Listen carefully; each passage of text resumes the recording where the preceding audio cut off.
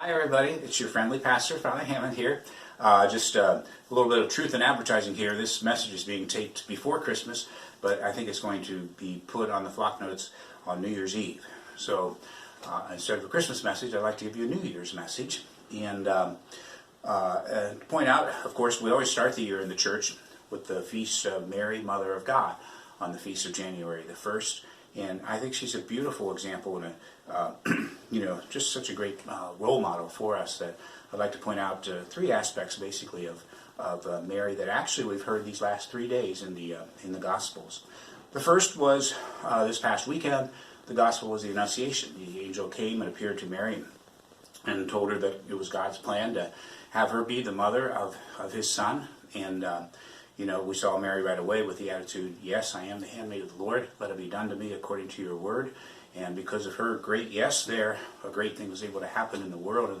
And a Savior is born to us that we're just going to be celebrating here at Christmas time. We will have already celebrated it by the time you see this tape.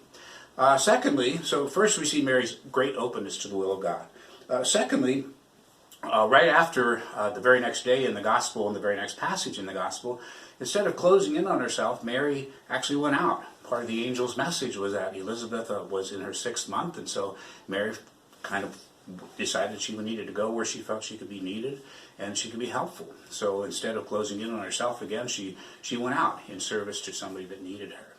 And then today's gospel was the Magnificat, the great prayer of Mary, that my soul proclaims the greatness of the Lord and my spirit rejoices in God my Savior. Just really so grateful for all that God has done and wanted to be sure to thank Him in prayer.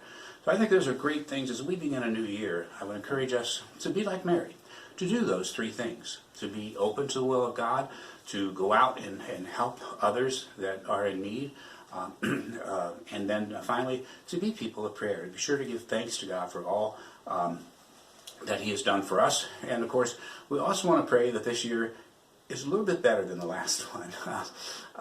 It's been a struggle, I know, for so many people, and the anxiety and stress levels have been high. Hopefully, the vaccines are going to work and they're on the way, and hopefully we can come to an end of this. But that's also something we ought to be praying about, asking for the Lord to intervene on our behalf and help us get back to as much of a normal life as we possibly can.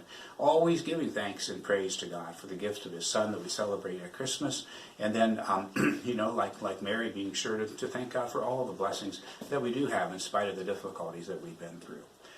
So with all that, I certainly want to wish all of you that God's blessing be with you, and that you all have a very happy and holy and healthy new year.